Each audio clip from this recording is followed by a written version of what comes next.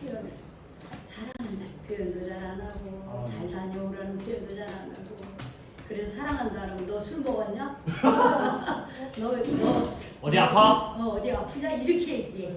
너 제정신이야? 그렇지. 근데 제정신이에요. 제정신에서 그저 해롱해롱하면서 사랑합니다. 그러면 여러분 그 사랑이 느껴집니까? 아니요. 아유, 미쳤나 이 사람이 이래 있나 버려. 제정신에서 해야지 이게 저 마음을 담아서 자꾸 여러분 좀 표현하시기 바랍니다. 그래. 어제 우리가 참 저하고 우리 은혜하고 동희하고 이렇게 부산을 다녀왔습니다. 왜 다녀왔는지 아시죠? 네. 우리 전도사님. 전도사님 우리 아드님 조사무엘 형제님 결혼식이 있었어요. 제가 90년도 중반에 한번 부산을 갔는데 가가지고 그냥 우리 선배님 얼굴만 보고 여기가 부산이다 하고 점만 찍고 밥만 먹고 잠만 자고 돌아왔어요. 워낙 바빠가지고 누가 와도 뭐 그런 시간을 못 내는 곳이었어요. 그래서 이번에는 가면서 그냥 가서 또 점만 찍고 결혼식만 참여하지 말고 또 우리 청년들도 같이 가니까 좀 이렇게 부산의 그 느낌을 함께 나누었으면 좋겠다. 사실 지난번에 우리 청년들 갔다 왔는데 내가 이래 보니까 이 청년들이 노는 거는 좀 말하자면 제대로 못 놀아. 우리가 이게 좀 정말 부산의 그 느낌을 확 느끼지 못한 것 같아. 내가 말 들어보니까. 우리 여행을 잘 안 다녀봐서 그런 것도 있고 그래서 좀 그런 시간을 가졌으면 좋겠다. 그래서 바로 올라오지 않고 한 서너 시간 좀 여유를 두고 저희가 갔다 왔어요. 그래서 결혼식이 끝나고 그 현지에 있는 후배 목사님이 송도 해수욕장이 참 좋습니다. 거기서 케이블카 타고 또 바다가 보이는 이렇게 뷰가 좋은 데서 커피 한잔 하고 가세요. 그러더라고요. 그래서 그렇게 했습니다. 그때 그 후배 목사님이 없는 시간을 쪼개서 같이 통행을 해주시고 커피와 그 빵은 다 그 후배 목사님이 계산을 해줬어요. 참 감사하더라고. 근데 여러분 그분이 그냥 그렇게 해줬을까요? 후배니까 단순히 그렇게 해줬을까요? 아니에요. 제가 그분이 강릉에 있을 때, 서울의 이대 목동병원에 있을 때, 의정부에 있을 때 제가 많이 방문을 했습니다. 방문을 하고 또 그분하고 많은 대화를 하고 또 위로할 건 위로해드리고 그랬어요. 여러분 세상에 공짜가 없는 거예요. 제가 이미 그분에게 많은 걸 베푸른 거예요. 물론 그걸 그랬기 때문에 한 건 아니지만 그러나 그런 것이 우리가 갔을 때 그분이 우리가 환대를 해줄 수밖에 없는 나름의 고마움이 미리 있는 거예요. 근데 우리가 잘 대접을 받고 잠깐이었지만 또 부산역까지 그분이 다 당신 차로 우리를 데려다 줬어요. 그래서 잘 다녀왔습니다. 우리 은혜가 참여를 했는데 결혼식을 보면서 어떤 마음이 들었어요? 우리 은혜 자매는? 저는 어떡하지? 디테일밖에 기억이 안 나는데 어쨌든 그 모든 것이 너무 이제 아름다웠고 그냥 나도 슬펐어. 울컥해. 그래. 그냥 왠지 내가 결혼하는 것도 아니었는데 왠지 나도 하고 있는 느낌이랄까? 그래서 그랬나? 그래서 약간 그게 뭉클하다는 감동인 거야, 그치? 감동인데 저는 그 우리 조사무엘 형제와 고예은 양의 결혼식을 보면서 참 아름답고 거룩한 예식이었다. 좀 그렇게 보였습니다. 딱 시작하면서 나 주님의 기쁨 되기 원하네 이렇게 찬양으로 시작하고 또 우리 목사님께서 원로 목사님께서 또 축복의 말씀 시편 128편의 말씀을 이런 가정이 되라라는 말씀을 전해주시고 또 고모부 되시는 목사님께서 기도를 해주시고 또 우리 동생 네 분이 또 이렇게 찬양을 해주시고 마지막 축복기도 해주고 그리고 그렇게 하는데 끝났는데 참 너무나 그 결혼식이 정말 저도 많이 다녀봤지만 참 조용하면서도 아름다우면서도 거룩한 그런 결혼식이었어요. 그리고 신랑 신부가 아주 얼굴들이 환해가지고 그냥 아주 달덩이 같아요. 얼굴이 햇빛처럼 반짝반짝 빛나면서 얼굴이 엄청 우리 행복해 조사무엘 형제님 잘 웃지 않는 그 얼굴이 막 입이 싱글싱글하고 그러면서 너무 좋고 참 정말 하나님이 축복하는 그런 결혼식이었습니다. 그리고 앞으로도 참 잘 살 거라는 기대감이 참 들었어요. 근데 제가 왜 이렇게 결혼식이 아름답고 거룩해 보였을까 생각을 해봤습니다. 근데 어떻게 저렇게 신랑 신부가 저렇게 참 잘 성장하고 그분들이 뭐 20대 후반이 아니에요. 30대 한 중반? 그죠? 초반은 조금 넘고 중반 정도 나이에요. 근데 참 의젓하고 아름답고 그런 모습인 거예요. 앞으로 참 기대되는 아름다운 예수님의 가정입니다. 저는 그 가정이 결혼을 통해서 더 든든해지고 경제적으로 더 든든해지고 또 믿음의 자녀들을 더 많이 낳을 거라는 기대를 갖게 됩니다. 근데 제가 어떻게 저렇게 참 이렇게 저렇게 멋진 결혼식을 하게 됐을까라고 생각을 해볼 때 저는 양가 부모님들이 그 준비를 오랫동안 했다라고 하는 거예요. 우리 전도사님은 물론 이렇게 우리가 익히 들어왔잖아요. 그죠? 어떤 마음에서 자녀를 사모하고 기도하고 그러면서 하나님이 주신 아들이었어요. 그리고 그 자녀를 어떻게 키웠는지를 저는 익히 들어서 알고 있습니다. 참 믿음으로 자녀를 기르라 했어요. 서울에 있는 서울대, 연대, 고대 다 갈 수 있는 그런 실력이었더라고요. 제가 들으니까. 그런데 우리 권사님은 전도사님은 엄마로서 아들이 믿음으로 공부를 했으면 좋겠다. 그래서 포항에 있는 한동대, 그 한동대를 보냈어요. 그래서 거기서 대학을 다니게 하시고 그랬던 모든 그런 과정들. 근데 우리 전도사님만 그런 게 아니에요. 저쪽 자매의 가정도 마찬가지예요. 아버지가 부산에서 목회를 하시고 어머니는 물론 사모님이시고 그 남동생인 남동생도 또 그렇게 믿음 생활 잘하고 먼저 결혼을 했고 믿음의 가정으로. 그래서 보니까는 지금의 그 아름다운 가정을 이루기까지는 그 가정에서부터 부모님들이 믿음으로, 말씀으로, 기도로 양육했기 때문에 그런 아름다운 가정을 이룰 수 있다고 하는 것이 저는 보여줬습니다.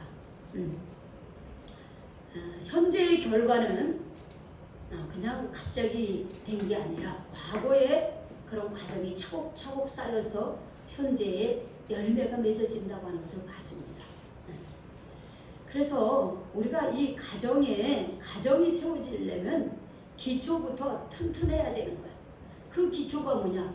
부모님들이 믿음으로 양육해가는 과정이에요. 자녀들을 믿음으로 양육하는 것, 그게 바로 가정의 기초입니다.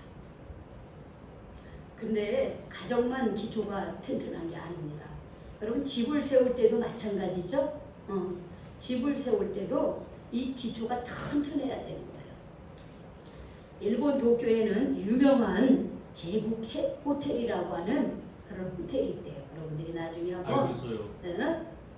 여러분들이 그 제국 호텔이 어떤 호텔인가 한번 유튜브로 한번 찾아보세요. 알아요. 그런데 이 제국 알아요? 네. 봤어요? 네. 출생이 일본인데 모르고. 출생이 일본인데 네, 일본 유튜브 봤어요. 근데 이 제국 호텔은 일본 사람이 건축한 게 아니라 미국의 건축가가 이 제국 호텔을 만들었다고 합니다. 프랑크 로이드 라이트라고 하는 건축가가 설계를 하고 이 제국 호텔을 건축을 했대요. 근데 이 건축을 할 때 이 기초공사를 하는데 너무 많은 시간이 들었다는 거야. 기초공사를 하는데. 돈도 많이 들고 그래서 많은 주변 사람들이 와, 왜 이렇게 기초공사를 이렇게 오랫동안 하는 거야 하면서 저 다 낭비다. 저 정도로 안 해도 되는데 이 사람은 그냥 기초를 튼튼하게 한 거예요. 너무 시간이 많이 걸렸대요. 그래서 이 공사는 너무 기초공사를 너무 튼튼하게 해서 돈이 너무 많이 들었다 이거야. 그래서 돈이 너무 많이 들은 그런 건축이었다. 라고 이제 별로 이제 그러다 보니까 이제 이익이 별로 안 넘은 건축물로 대표적인 그런 예로 꼽힌다는 거예요. 그런데 이 호텔이 말이에요. 지어진 지 52년이 지났는데 52년이 지나 도쿄에 큰 지진이 일어난 거예요. 도쿄 대지진이 발생을 합니다. 그때 대부분의 건물과 도로들이 다 파손이 되었는데 이 제국 호텔만은 하나도 손상되지 않았. 그 안에 있는 것조차도 흔들리지 않고 그대로 건물도 땅도 그대로 견고하게 서 있었다는 거예요. 그 왜 그랬습니까? 튼튼하게 그리고 기초를 너무 튼튼하게 했어. 튼튼하게. 아마 그 이후로 사람들이 지진에 대비해서 그걸 준비를 했겠죠. 다른 사람. 이것은 건축에 있어서 기초가 얼마나 중요한가를 우리에게 분명하게 보여주는 건물입니다. 가정도 기초가 튼튼해야 돼요. 마찬가지로 건축도 기초가 튼튼해야 됩니다. 마찬가지로 우리의 신앙도 기초가 튼튼해야 됩니다. 그럼 우리 신앙의 기초는 무엇일까요? 가정의 그러지요. 가정의 기초는 부모가 믿음으로 시작해야 되는 게 기초예요. 건축의 기초는 어떻게 해요? 이게 기본적인 그 기초 공사를 튼튼히 해야 되는 겁니다. 그럼 믿음의 기초는 뭐예요? 신앙의 기초는 겨자씨만한 믿음. 믿음이 중요해요. 믿음이 중요해요. 믿음의 기초를 튼튼히 해야 됩니다. 근데 그 믿음의 내용이 뭐냐라고 하는 거예요. 누구에 대한 믿음이 튼튼해야 되느냐? 그 믿음이 그렇죠. 어떻게 고백되어지느냐 이게 중요합니다. 제가 오늘 이 말씀은 첫 주에 설교 드린 이 본문의 말씀이에요. 주는 그리스도시요 살아계신 하나님의 아들입니다라고 누가 고백했습니까? 시몬. 베드로가 고백했죠. 그래서 마태복음 16장 16절 가지고 표를 치운 거예요. 표를 한번 크게 읽어봅시다. 시작. 예수님은 우리의 왕이십니다. 왕이십니다. 나의 주님이십니다. 제가 1월 달에 첫 주에 이 말씀을 전했습니다. 다시 이 말씀을 좀 다른 각도에서 말씀을 드리는 거예요. 신앙의 기초, 그거는 믿음입니다. 자, 예수님께서 이제 활동하신 지 2년이 지났습니다. 이제 예수님은 공생에 3년을 했는데 이게 반이 넘었어요. 2년, 3년으로 넘어가요. 예수님이 제자들이 도대체 어떤 마음을 가지고 있을까요? 왜냐하면 제자들이 따라다니기는 해요. 12명의 제자들이 따라다니고 다 놔두고 예수님을 쫓아다니고 있어요. 근데 예수님 보니까 이들의 믿음이 시원찮아. 자꾸 자기 욕심만 부리고 예수님이 사람들이 쫓아다니니까 좀 예수님이 높은 자리에 앉아가지고 자기네들이 한 자리 차지하고 싶고 이런 마음만 갖고 있는 거예요. 예수님이 그들의 믿음을 제대로 돈독하기 위해서 이런 질문을 하시는 거예요. 근데 예수님은 야 너희들 나를 누구라고 하느냐 먼저 그렇게 질문하지 않고 뭐라고 질문합니까? 예수님께서 뭐라고 질문했어요? 그 부분은 안 읽어서 잘 모르겠죠? 자 13절 같이 읽어봅시다. 시작. 예수께서 빌립보 가이사랴 지방에 이르러 제자들에게 물어 이르시되 사람이 인자를 누구라 하느냐. 제자들이 먼저 야 너는 나를 누구라냐 바로 묻지 않고 사람들이 인자는 누구를 가리키는 거예요? 우리 전도사님을 가리키는 게 아니라 누구를 가리키는 거예요? 예수님. 예수님이에요. 예수님 가리키는 거예요. 야, 나를 누구라고 그렇게 말하냐? 이렇게 물어봅니다. 예수님 바로 묻지 않았어요. 야, 사람들은 나를 누구라고 그렇게 말을 하느냐? 그러니까 제자들이 뭐라고 대답했습니까? 세례 요한, 엘리야, 예레미야, 중에 선지. 하나. 선지자 중에 하나라 그러는 거예요. 구약에 나오는 엘리야, 예레미야, 또 신약에 나오는 세례 요한, 그러니까 선지자 중에 한 명으로 생각을 하는 거예요. 선지자 중에 한 명. 그러면 또 선생 중에 랍비, 그냥 말씀을 가르치는 선생 중에 한 명. 또 자기를 치료해 준 사람은 치료자, 나의 치료자, 뭐 이렇게 고백을 하겠죠. 나한테 맛있는 거 준 사람, 나에게 먹는 거 주는 사람, 뭐 이렇게도 고백할 수 있겠죠. 응? 이게 다 사람들 여기는 중요한 것만 적어놨기 때문에 이렇게 말하는 사람들이 있을 거예요. 그분 나 치료해 주신 분이에요. 우리가 배고팠을 때 먹을 거 준 사람이에요. 나에게 좋은 하나님 말씀 들려준 선생님이에요. 이렇게도 얘기했을 거예요. 응? 여러분은 누구라고 고백합니까?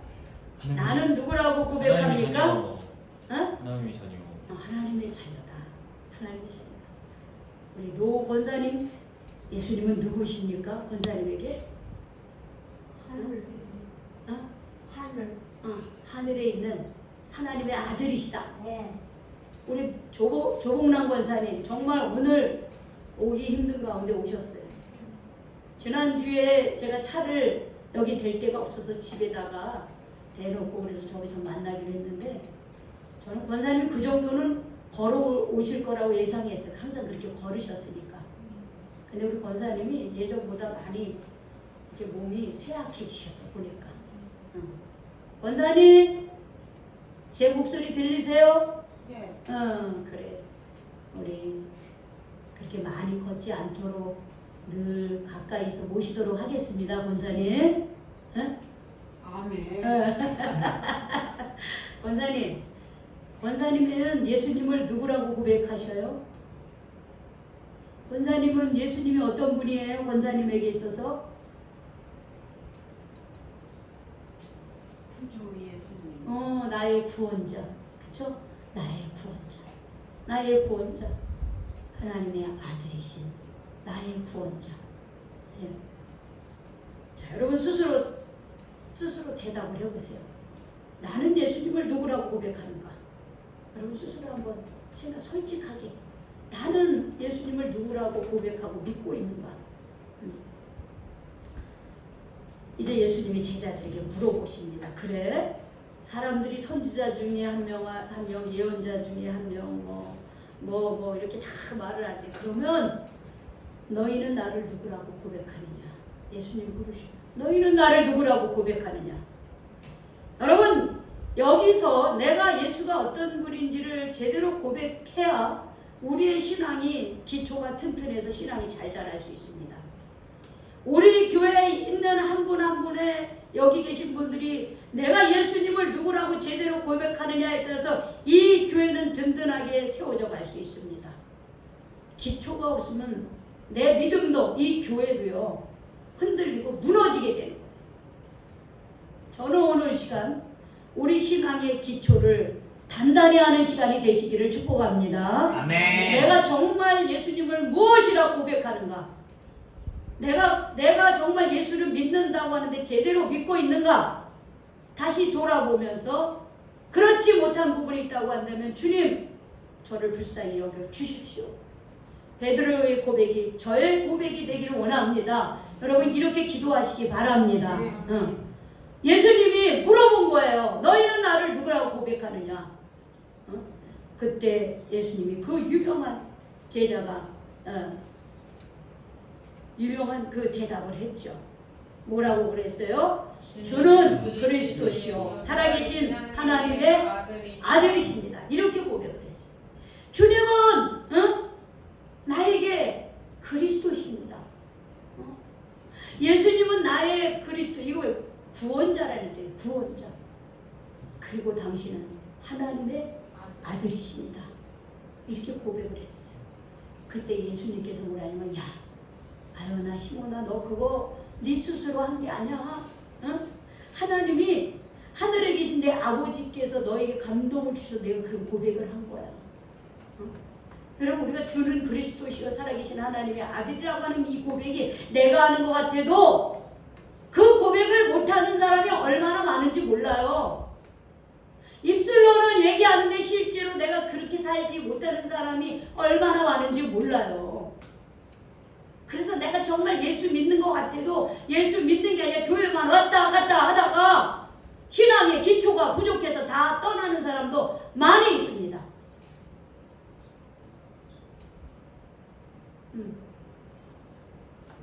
여기에 수많은 사람들이 왔다 갔어요. 물론 어쩔 수 없이 떠난 사람도 많이 있습니다. 이사를 갔다든지 오늘 여러 가지. 그러나 그 외에는 제대로 이 신앙의 기초가 없어서 떠난 사람들이 제가 볼 때 훨씬 더 많아요. 친구 따라왔다가 놀러 왔다가 뭐 먹으러 왔다가 어린이들 같은 경우 그냥 그거 다 먹으면 만족하면 다 떠나는 거예요. 거기서 믿음을 가르치려고 하고 말씀은 안 배우려고 하고. 예수님이 주는 그리스도시여 살아계신 하나님의 아들입니다 라고 할 때 예수님이 이 말씀하는 거야. 내가 너의 그 반석 위에 그 믿음이 내 교회를 세우리니 음부의 권세가 이기지 못하리라 이렇게. 교회는 주는 그리스도시요 살아계신 하나님의 아들이라고 고백한 사람들이 모인 곳입니다. 그것이 교회예요. 내가 친구 따라 왔다가 어디 놀러 가러 왔다가 뭘 먹으러 왔다가도 교회를 다니기 시작하면서 주는 그리스도시요 살아계신 하나님의 아들이라고 고백할 수 있는 사람이 되기를 축복합니다. 그 믿음까지 가야 되는 거예요. 그래야지 그 교회가 든든해지고 그 신앙이 든든해지고 끝까지 하나님과 나와의 관계에서 믿음을 저버리지 않는 그런 믿음의 사람이 될 수가 있습니다. 그러면 여기서 주는 그리스도시요라고 하는 거, 우리가 이 그리스도라고 하는 거, 왜 예수님이 나의 그리스도 즉 구원자가 되십니까? 왜? 하나님의 아들이셔서요? 하나님의 아들이죠. 근데 그분이 하신 일이 뭡니까? 우리가 이 구분을 해야 돼요. 왜 예수님이 나의 구원자예요? 왜? 십자가에 못 바로 박혀. 그거예요. 그걸 잊어버리시면 안 돼요. 내가 하나님 앞에 설 때 나의 죄로 인하여 내가 구원받을 수 있는 존재가 아니라 그 죄의 값을 치르면서 살아갈 수밖에 없는 존재라는 거예요. 그러나 예수님이 나의 죄를 대신하여 하나님 앞에서 내 죄값을 다 대신 져 주셨기 때문이라고 하는 거예요. 내 죄를 다 대신 져 주셨기 때문에 내가 용서를 받고 하나님 앞에서 내 죄가 용서함 받고 하나님의 자녀가 된 거예요. 그래서 나의 구원자예요. 그래서 베드로전서 2장 9절을 보면은 이렇게 고백합니다. 너희는 택하신 족속이요 왕같은 제사장이요 거룩한 나라요 그의 소유된 백성이니 왜 거룩한 족속이 됐냐? 왜 거룩한 나라의 백성이 되었느냐? 왜 하나님이 나를 택하셔 주셨느냐? 이유는 너를 어두운 데서 불러냈다는 거야. 나를 죄악 가운데 어둠의 가운데서 불러내서 하나님의 거룩한 빛에 들어가기 위함이라는 거야. 그래서 아름다운 덕을 선포하는 사람으로 만들어주기 위해서 하나님이 우리를 불러주신 거예요. 그 어둠의 권세에서 나를 건져주신 겁니다. 지금도요. 우리가 하나님의 거룩한 빛에 거하지 않으면 우리는 여전히 어둠 속에서 헤맬 수밖에 없어요. 죄악 가운데서 살아갈 수밖에 없는 존재예요. 그런데 주님이 그 죄악 가운데 있는 우리를 어떻게 해요? 하나님의 거룩한 곳으로 인도해 주셨어요. 구별시켜 준 거예요. 우리가 이 세상에 죄악의 세상에 살고 있지만 하나님이 우리를 거룩한 백성으로 구별되게 그렇게 불러주셨어요. 그래서 예수님이 나의 구원자가 되는 거예요. 나의 구원자가 되는 거예요. 여기 계신 분들 예수님이 진정으로 나의 구원자이심을 고백하고 믿고 있습니까? 아멘. 정말 예수님이 내 죄를 깨끗하게 용서해 주셨음을 여러분 믿고 있습니까? 아멘. 그 구원자 예수님에 대한 가장 중요한 건 그리스도 즉 구원자라고 하는 고백입니다. 두 번째는 구원자이신 그분은 누구의 아들입니까? 하나님의 아들이라는 거예요. 내가 믿고 있는 이 예수님은 나의 구원자이시면서 동시에 하나님의 아들이라고 하는 거예요. 이게 왜 중요하냐면 여러분 육신의 아버지와 아들의 관계도 한번 생각해 보세요. 내 아버지가 갖고 있는 모든 것은 누구의 것입니까? 아버지. 내 거예요. 아버지가 갖고 있는 것은 물론 아버지 거지만 나중에 누구 거가 되는 거예요? 아들의 것이 되는 거예요. 아들의 것이 되는 거예요. 그리고 아들은 아버지가 갖고 있는 모든 권력과 경제력과 모든 것들을 이어받는 존재가 아들이에요. 우리 저기 재혁이는 아버지께 내 거가 이렇게 생각할 수 있지만 그것은 재혁이가 아니 그게 아니고. 아버지에 대한 좀 이렇게 관계를 회복하면 그게 회복이 되는 아니, 거예요. 관계는 좋은데 아버지가 가진 게 과연 있을까 그거 생각합니다. 그럼 물론 뭐 많이 가진 분도 있고 없는 분도 있을 수 있어요. 그렇죠? 그렇지만 아버지가 그렇게 능력이 있다면 그 능력을 그리고 어떤 그 물질이 결국 아버지 내 것이잖아. 그렇지?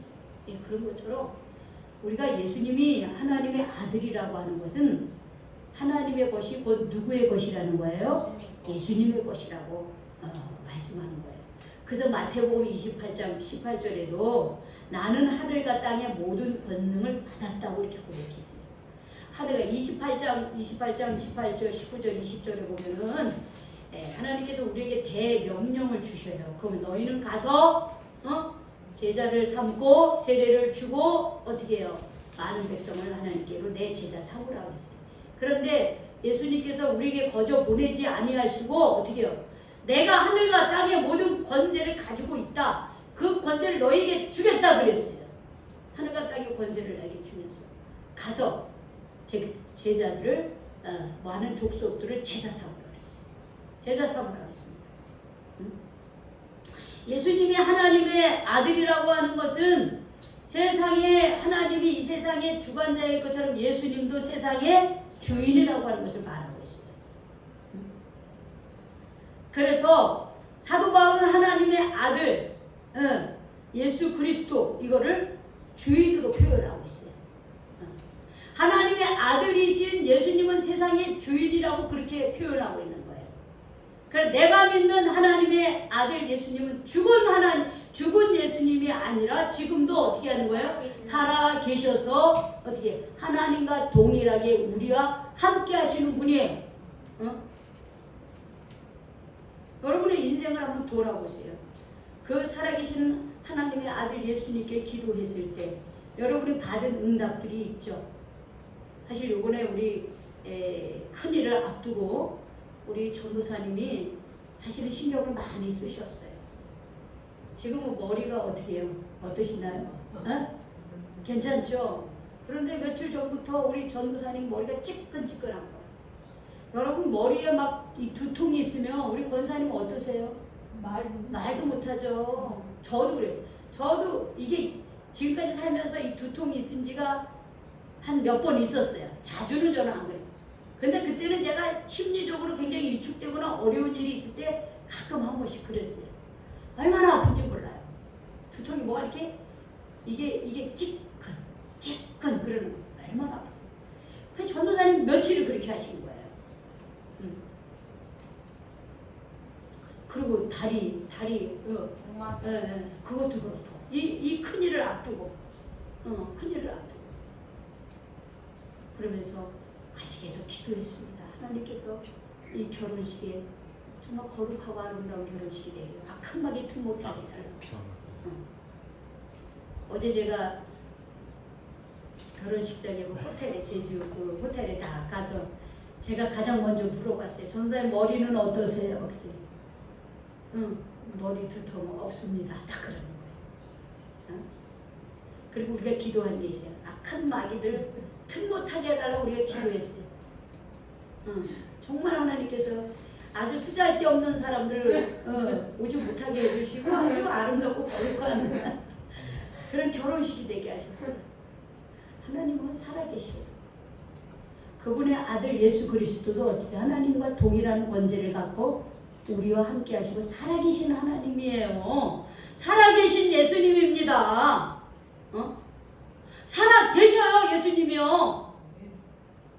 여러분, 예수님이 살아계셔서 내 생각과 행동과 마음을 보고 계시고 있습니다. 내 마음의 어려움과 소원과 나의 부족함을 보고 계셔요. 죽은 하나님이 아니에요. 살아계셔요, 지금요. 살아계셔서 보고 불길 같은 그런 눈으로 우리를 보고 계시는 거예요. 그럴 때 우리는 감사하기도 하지만 내 모습을 보면서 회개도 하고 그래야 되는 거예요. 그 주님 앞에서. 여러분, 이 믿음이 있을 때 우리의 믿음의 신앙의 기초가 제대로 되는 거예요. 이 신앙의 기초가 제대로 된 한 사람 한 사람이 교회 구성원이 될 때 이 교회는 어떻게 해요? 든든해지는 거예요. 이게 없으면서 신앙생활 하면 어떻게 되냐면 지멋대로 교회를 흉보고 누구를 흉보고 이런 거 지금 청년들 그러고 있잖아. 그 왜냐? 믿음의 기초가 없어. 교회를 나오래 대답도 안 해. 우리가 말씀을 배우자. 말씀 안 배워. 그것도 참 교회 나오는 거 보면 참 그 기적이야. 하나님이 은혜의 빛으로 인도를 하시는 거야. 그런데도 어떤 얘기를 하느냐. 자기가 듣고 싶은 거는 듣고 안 듣고 싶은 건 대답도 하지 않아. 요즘 청년들의 특징이에요. 그러고선 자기 마음대로 단톡방에서도 다 나가버리고 그리고 어떻게 해요? 거기서 전화도 안 받으러 다 차단해버리고요. 얼마나 자기중심적인지 몰라요. 그 자기중심이 얼마나 어리석고 죄악 가운데 있는지 몰라요. 그래서 죄를 지으면서도 자기가 죄 짓는 건지도 몰라요. 저는 그런 일련의 어떤 사건들을 요즘에 최근에 보면서 우리가 왜 이런 현상이 일어날까 다시 저는 생각한 거예요. 왜 그럴까? 우리가 믿음으로 산다고 하면서 교회를 다니면서도 믿음으로 살지 못하고 있고 신앙의 기초가 없는 거예요. 예수님에 대해서 진정으로 예수님이 나의 구원자입니다. 정말 하나님의 아들입니다. 그래서 지금도 하나님께서 나를 보시고 내 모둠이 일거수일투족을 보시면서 보호해 주시고 인도해 주신다고 하는 거 그런 믿음이 없어요. 하나님에 대한 인식이 아무것도 없어요. 그래서 죄 짓고 살고 내 마음대로 살고 내가 하고 싶어 내 감정대로 내 꼴리는 대로 그렇게 살아. 신앙이 안 자라요. 교회 다니는 횟수는 올라갈지 모르면 신앙이 안 자라요. 여전히 똥 싸고 오줌 싸고 앉아가지고 그거 똥 싼 거 집어먹고 오줌 싼 거 그래서 그거 마시고 그 죄악 가운데 첨벙첨벙 그렇게 살고